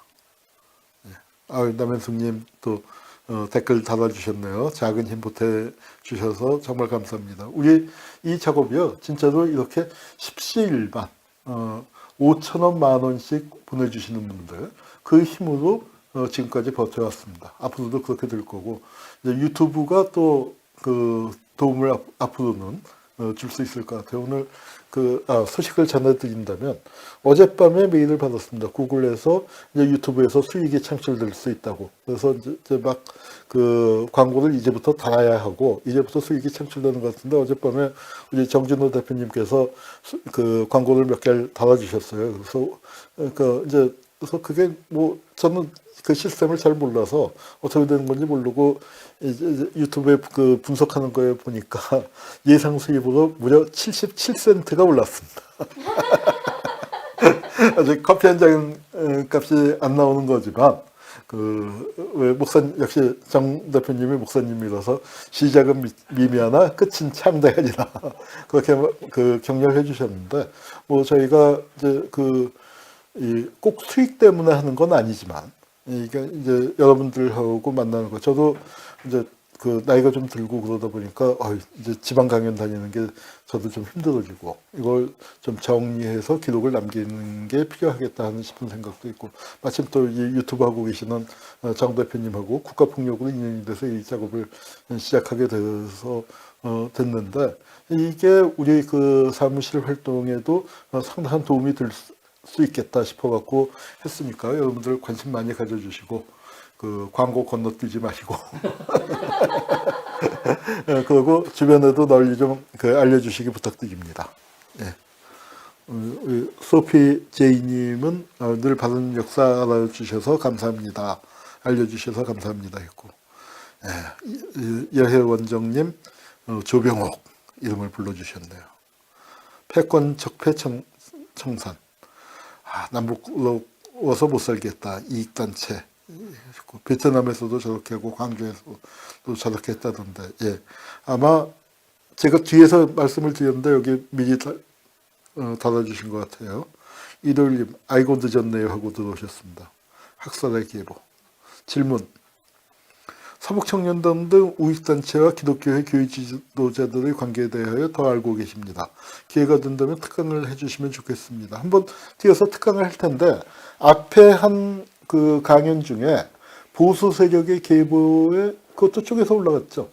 거기에 아마 기독교 관련된 부분을 한 10분 정도 간단하게 한 게 있을 겁니다. 제가 언제 기회가 닿으면은 기독교 쪽 이거는 뭐 제가 하는 것도 좋지만 사실은 진짜 전문가가 있어요. 최태용 목사님. 진짜 목사님이에요. 목사님인데 박사 학위를 기독교도가 학살을 어떻게 했나를 갖고 썼습니다. 진실화익위원회 조사관도 하셨고 그 목사님을 모셔서 하든지 아니면 뭐 제가 저도 그 목사님 그 얘기 많이 듣고 논문 읽고 그래서 뭐 조금 웬만큼은 할 수 있을 겁니다. 그 한번 기회를 갖도록 하겠습니다. 박예경님 질문 주셨는데요. 일제강점 기간 동안 상해 중경 임시정부 말고도 여러 더 있었다고 하는데 유독 백범의 임시정부만을 말하는 건가요? 하셨는데 임시정부가 처음에 만들어질 때 한성정부, 상해정부, 또 노령정부 뭐 이제 그렇게 있었는데 그게 통합이 돼서 임시정부가 대한민국 임시정부가 9월달에 지금 이제 정부에서 임시정부 수립기념일을 4월 11일로 잡는데 조금 거기에 저도 그렇고 이견을 가진 사람들이 좀 있어요. 왜냐하면 그건 상해 임시정부의 그 기념일인데 통합 임시정부의 기념일을 잡아야 하는 거 아닌가? 9월 13일인가요? 그걸로 잡아야 하는 게 아닌가 하는 생각을 가진 분들도 좀 있습니다. 그래서 그거는 좀 더 논의를 해야 할 지점인데 4월 그전에는 4월 13일이었는데 그걸 지금 이제 좀 바꿨어요. 4월 11일로 바꿨는데 그게 꼭 맞는 건지 잘 모르겠어요. 왜냐하면은 임시정부에서는 4월 갑자기 헷갈리네. 이렇게 요새 큰일 났어요. 말하다가 갑자기 헷갈리는 일들이 자꾸 생기는데 임시정부가 4월 12일을 기념일로 잡아왔기 때문에 또 이제 지금 대한민국 정부에서 4월 12일을 기념일로 잡는 것도 뭐 나름 근거가 있긴 합니다. 그런데 통합정부를 만드는 게 좀 더 의미 있지 않나 하는 생각도 있고요. 중경 임시정부는 윤봉길 의사가 이제 폭탄을 던지고 난 다음에 그랬더니 이게 그리고 상해가 일본군한테 침략을 당했으니까 상해에 더 있기 힘든 상황이 되니까 임시정부가 여러 곳으로 이동을 하다가 중국 국민당 정권이 차지 잡은 중경에 가서 이제 터를 잡고 거기서 여러 해를 있다가 왔기 때문에 이제 전반전의 임시정부를 상해 임시정부라고 우리가 그냥 지역을 따서 부르고 후기는 중경 임시정부라고 부르는데 백범의 임시정부 하면은 역시 중경 임시정부죠. 상해 임시정부 시절에는 백범 선생이 뭐 상해 떠날 무렵에는 좀 역할을 하셨지만 그 앞에서는 중요 요인 중에 한 사람이지만 혼자 독보적인 그런 위치는 아니었습니다. 그래서 임시정부는 여러분이 그 같이 활동을 하신 거고 그 중에서 특히 이제 백범 선생이 아무래도 상징적인 존재다 보니까 백범을 이제 많이 부각이 된 거죠. 예. 4.3과 여순 상징에 대해서는 안타깝게도 제가 특별히 쓴 책이 없습니다. 그래서 이번 강연을 하고 그걸 쓰긴 써야 하는데 쓸 게 너무 많네요.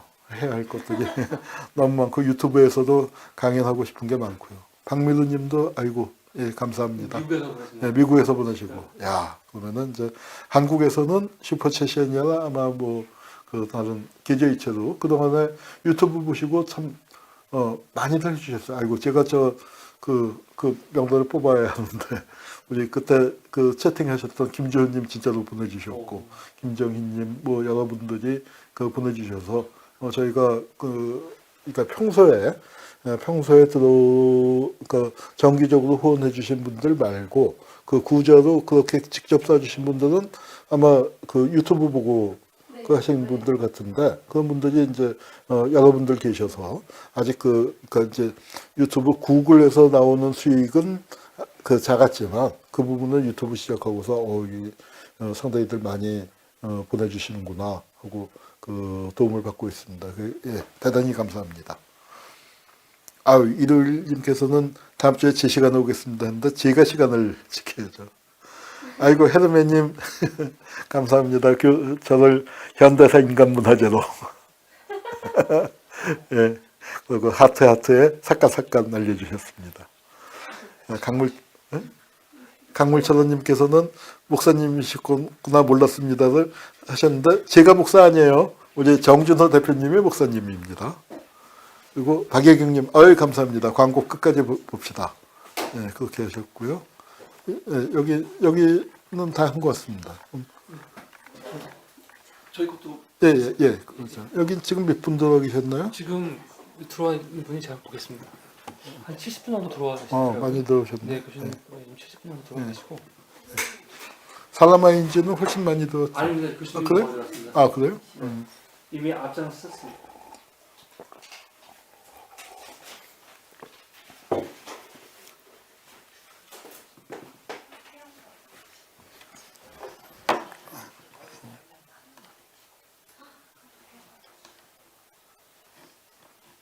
예, 이게 저희 거.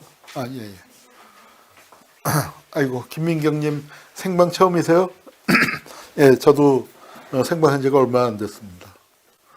김민경님, 제주도민들 참 아프다. 참 아프다. 맞습니다. 많이 아프죠. 그래서 이게 아이고, 근데 김민경님, 제가 재미없이 했나 보네요. 재미있다고 하는 분들도 많은데, 근데 최영식 님이 또 한마디 해주셨네. 뭐라고 하지 말라고 열심히 하고 있다고 응원해 주셨습니다. 예. 내용은 좋은데 아마 제 발음이 많이 안 좋을 거예요. 발음이 많이 안 좋아서 전달력이 좀 떨어질 겁니다. 예. 군사정권 시대에 제주 4.3은 전혀 알려지지 않았는데 민주정권이 들어서서 이렇게 알려지고 있는 거 맞습니다. 예. 일본 순사, 토착외구들 맞습니다. 오수민님, 예, 한홍구TV 응원 예, 감사합니다. 우리 또 최영식님하고 오수민님이 잘 아시는 사이인가 보네요. 오수민님 어서 오세요 했더니 반가워요 하고 답을 주셨고 도도님 반가워요. 또 도도님도 오셨고 서로 인사들 많이 나누네요. 과거를 알면 알수록 미국이라는 나라 좋아할 수가 없다. 안두희가 서북청년단원이었던 걸 모르셨구나. 예. 요즘 서북청년단은 할배 아저씨, 그 서북청년단 명예 재건된 거 단장이 지금 100살 가까이 된 할배가 한 분 있어요. 손진이라고. 다음 시간에 소개해드리겠습니다. 그런데 재건한 사람들은 한 40대쯤 돼 보이는 40, 50대가 재건한 것 같아요. 후손들은 여전히 청년이고요. 엄마야 그런 것도 계승을 했네 했는데 그래요. 그 최근에 광화문에서 그 서북청년단이 출연했는데 아마 생물학적인 후손은 아닐 거예요. 그런데 그렇게 후손을 자처하고 나왔습니다. 그리고 그 사람들은요 서북청년단이 좋은 거라고 생각하는 것 같아요, 진짜로. 토착외구도 계승하고 비스무리하고 맞아요. 뿌리 뽑아야 하는데 뿌리가 참 깊어요.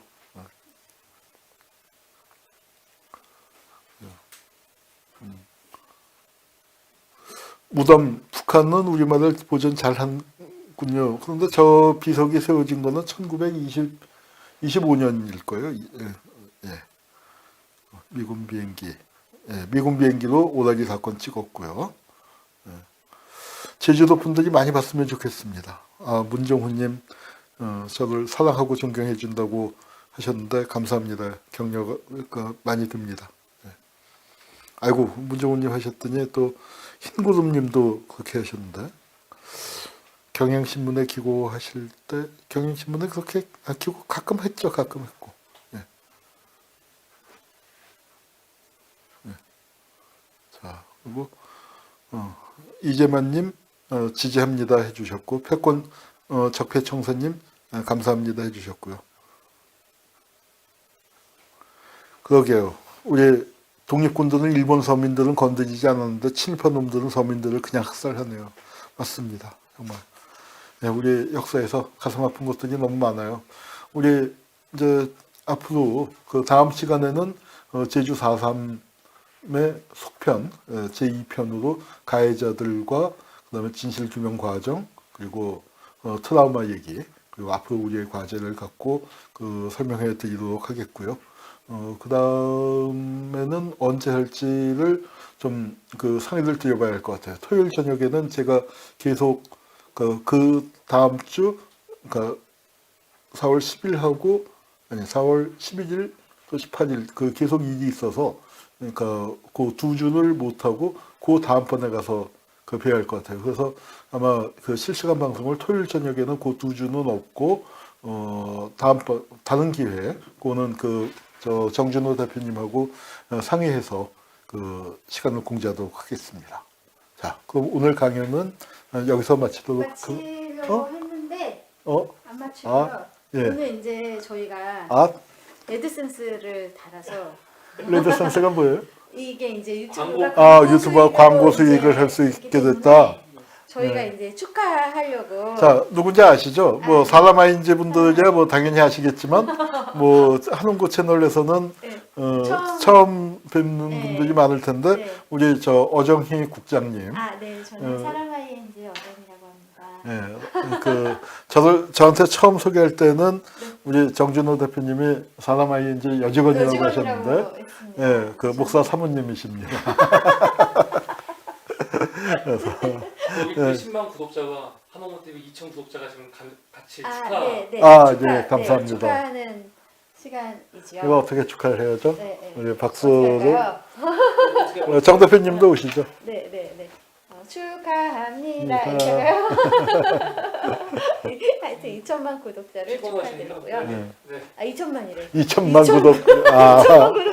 2천 여러분, 구독자를 이렇게 축하드립니다.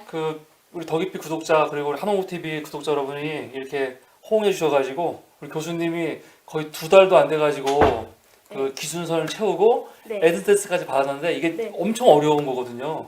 진짜 빨리 된 거예요. 너무 감사하고 요새 정권이 새로 들어선 다음에 나라가 편안해졌는지 반헌법 해결자 열정 편찬위원회 후원이 많이 줄어가지고 고민이 많았는데 유튜브를 통해 가지고 또 새로운 또 활로를 쓸 수 있지 않을까. 그리고 또 많은 분들이 지금같이 어수선할 때 교수님 강의를 통해 가지고 또 굉장히 많은 이 정보를 더 새롭게 쉽게 얻을 수 있을 것 같고 너무 좋습니다. 우리가 어디에 좀 후원을 하고 싶거나 마음이 그런데 이제 못하실 수도 있잖아요. 이렇게 잘 찾지를 못해서. 그런데 여기에 후원하시면 될 것 같습니다. 그럼 이렇게 자축하는 의미로 책을 끄죠.